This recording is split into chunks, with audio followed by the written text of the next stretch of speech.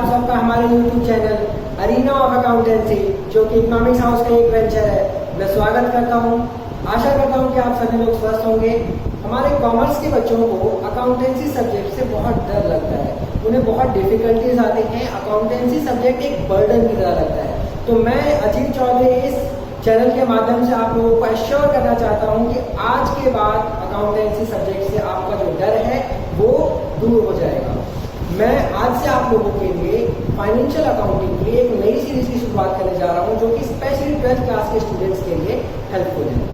Let's start. तो आज हम डिस्कस करेंगे चैप्टर 2, जिसका नाम है फंडामेंटल्स ऑफ पार्टनरशिप फर्म।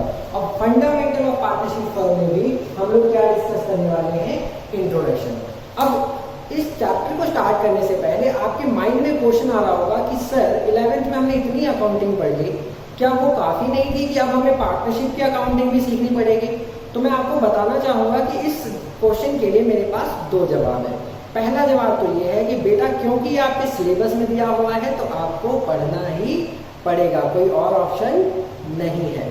और दूसरा जो आंसर है वो ये है कि 11th में आप लोगों ने जो अकाउंटिंग पढ़ी थी वो सोल प्रोप्राइटरशिप बिजनेस के बारे में पढ़ा था।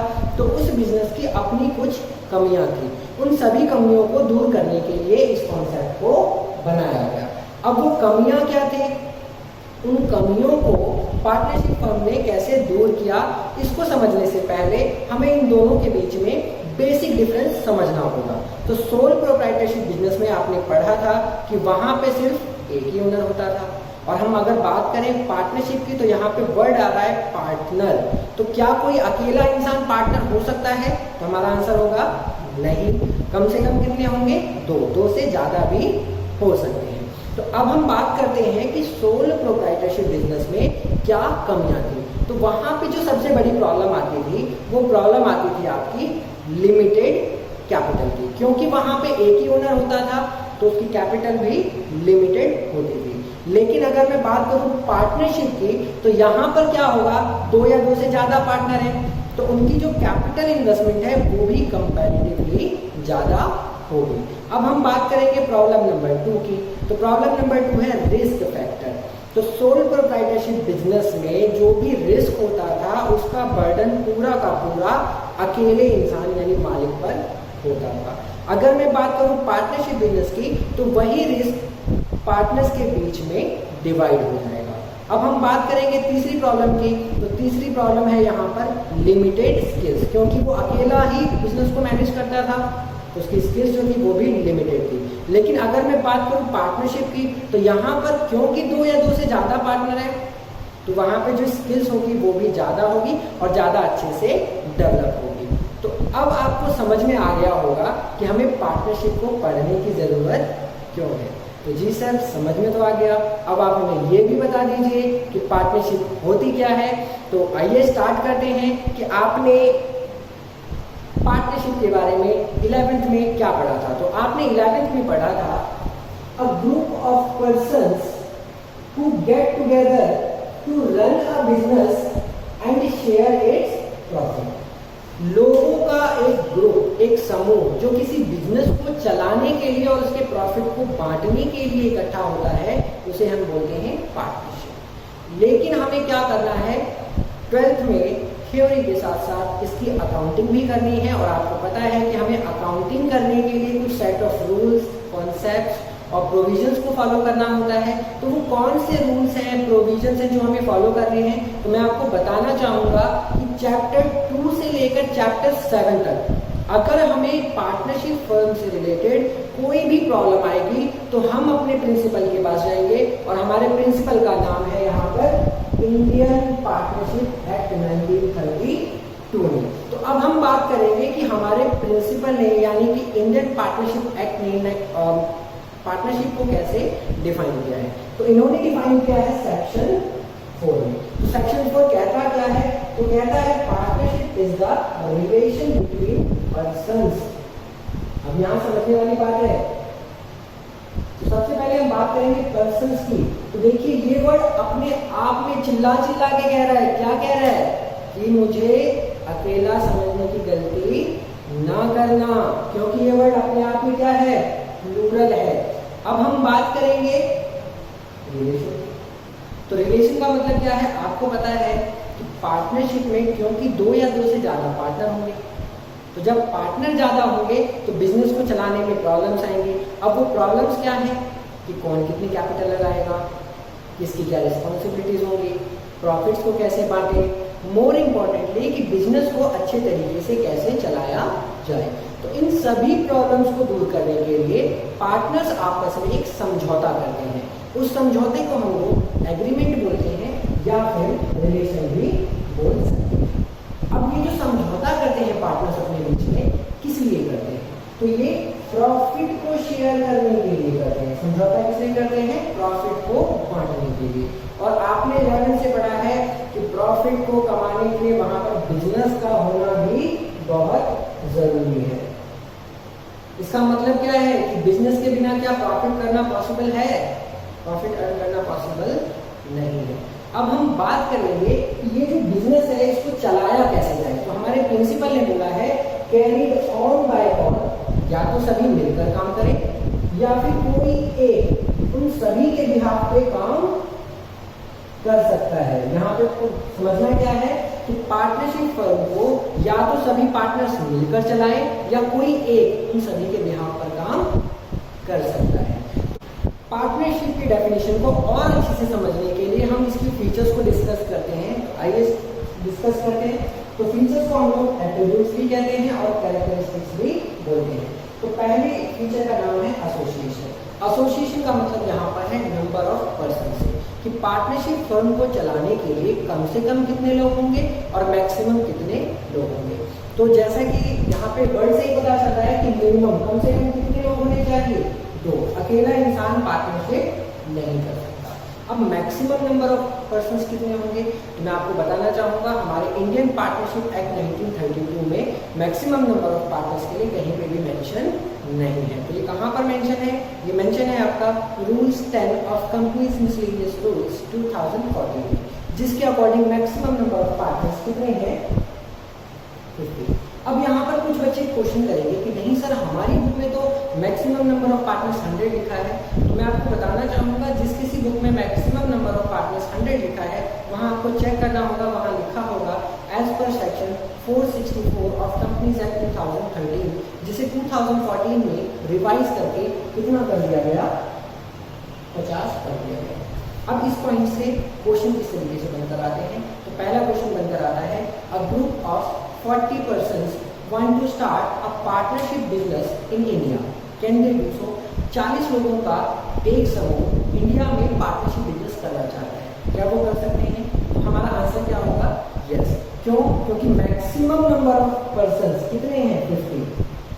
क्लियर है पॉइंट। लेकिन अगर मैं क्वेश्चन को थोड़ा सा चेंज करूँ, 40 की जगह अगर मैं 60 करूँ, अ group of 60 persons want to start a partnership business in India, can they do so?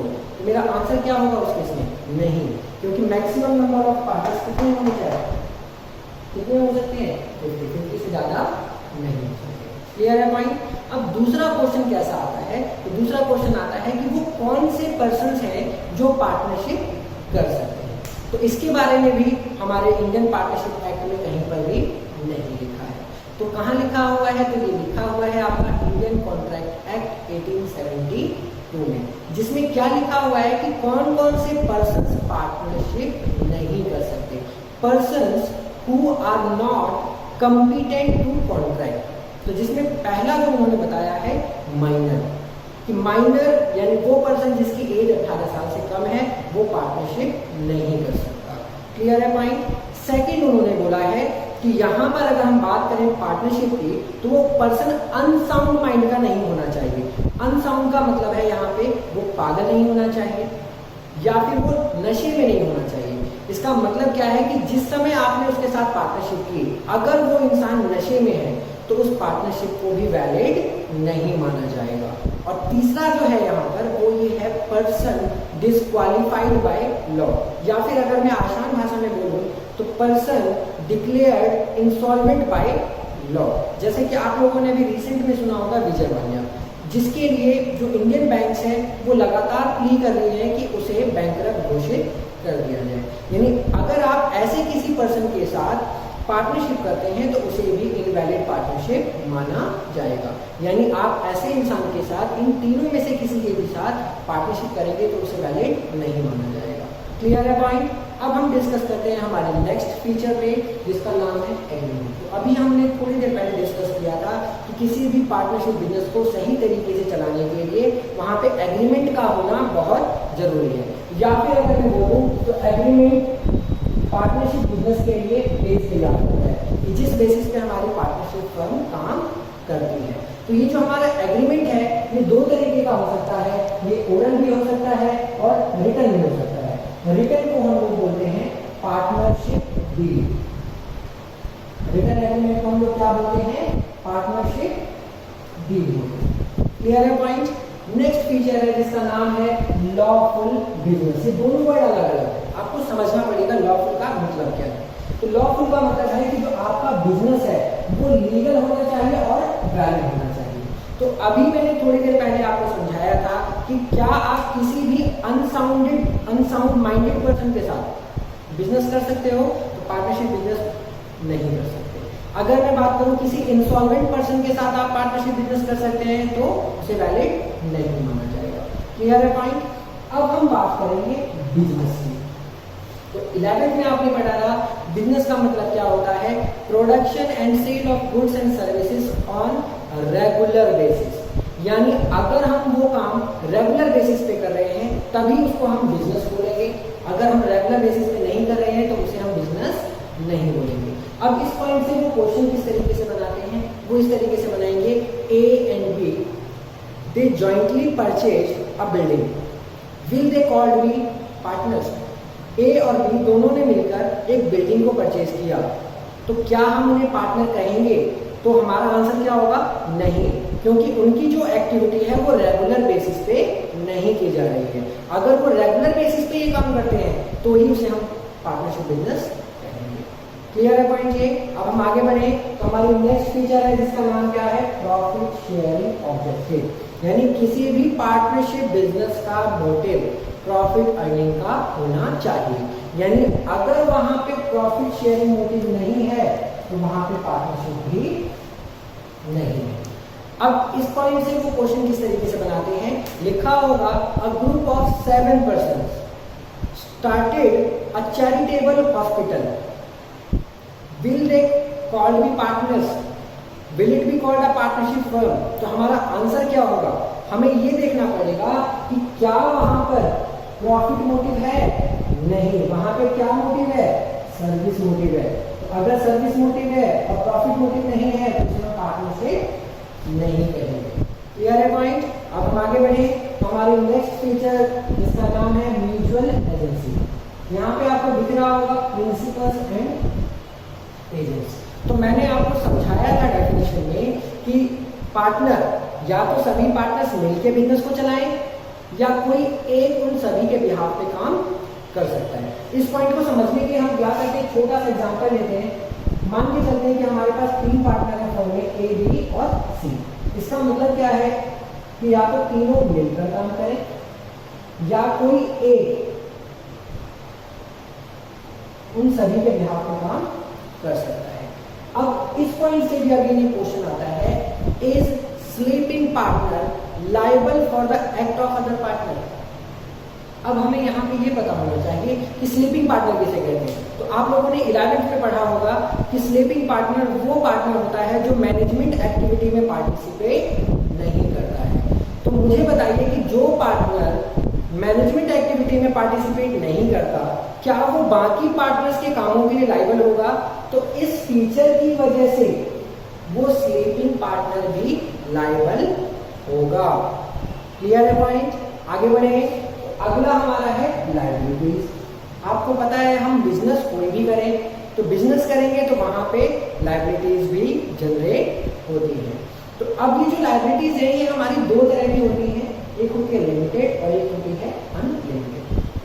तो अगर हमारी पार्टनरशिप फर्म रजिस्टर्ड है अंडर लिमिटेड लायबिलिटी पार्टनरशिप 2008, अगर हमारी फर्म रजिस्टर्ड है अंडर लिमिटेड लायबिलिटी पार्टनरशिप 2008 तो हमारी जो लायबिलिटी होगी वो लिमिटेड होगी। लेकिन अगर हमारी फर्म रजिस्टर्ड नहीं है तो बाकी फर्म्स की जो लायबिलिटी होगी वो क्या होगी, अनलिमिटेड। अब आपको यहाँ पे ये भी समझना पड़ेगा कि सर ये अनलिमिटेड क्या है। तो अनलिमिटेड का मतलब है कि अगर जरूरत पड़ी, फर्म के पास अपनी लायबिलिटीज को पे करने के लिए पैसा नहीं है, तो पार्टनर्स की पर्सनल एसेट्स को भी यूज किया जा सकता है, जो कि इसकी सबसे बड़ी लिमिटेशन है। आई थिंक ये पॉइंट क्लियर है आपको। आगे बढ़े तो नेक्स्ट जो फीचर है वो है हमारा रजिस्ट्रेशन। कि किसी भी पार्टनरशिप बिजनेस को करने के लिए क्या हमें किसी प्रोसेस के थ्रू जाना होगा, तो मैं आपको बताना चाहूंगा कि इसका रजिस्ट्रेशन कंपलसरी नहीं है, ये आपके ऑप्शनल पर है, आपके ऑप्शन पे है। यानी अगर आप चाहते हैं कि मैं रजिस्टर्ड फर्म चलाऊं तो आप रजिस्ट्रेशन कराइए, अदरवाइज आपको रजिस्ट्रेशन की जरूरत नहीं है। अब हम आगे बढ़ते हैं और सबसे इंपॉर्टेंट पॉइंट स्टेटस। इस पॉइंट में बहुत सारे बच्चों को प्रॉब्लम आती है। अब स्टेटस को हम लोग नेचर के नाम से भी जानते हैं कि पार्टनरशिप फर्म का नेचर क्या होता है। तो यहाँ पे इसको मैंने दो पार्ट में डिवाइड किया है, एक है हमारा अकाउंटिंग व्यू और एक है हमारा लीगल व्यू। तो अकाउंटिंग व्यू आपने 11th में भी पढ़ा था, जिसमें आपने पढ़ा था कि बिजनेस और ओनर दोनों सेम नहीं होते, दोनों को अलग अलग माना जाता है। तो सेम वही कॉन्सेप्ट हम यहाँ पर भी फॉलो करेंगे कि पार्टनर और पार्टनरशिप फर्म दोनों सेम नहीं है, दोनों अलग अलग है। क्लियर है पॉइंट। अगर मैं बात करूं लीगल व्यू की, तो लीगल व्यू क्या कहता है कि हमारे जो पार्टनर्स हैं वो सेपरेट नहीं है।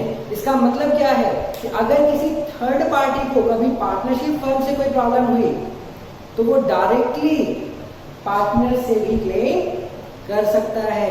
तो आई होप कि अब आपको पार्टनरशिप की डेफिनेशन और इसके फीचर्स ज़्यादा अच्छे से समझ में आ गई होंगी।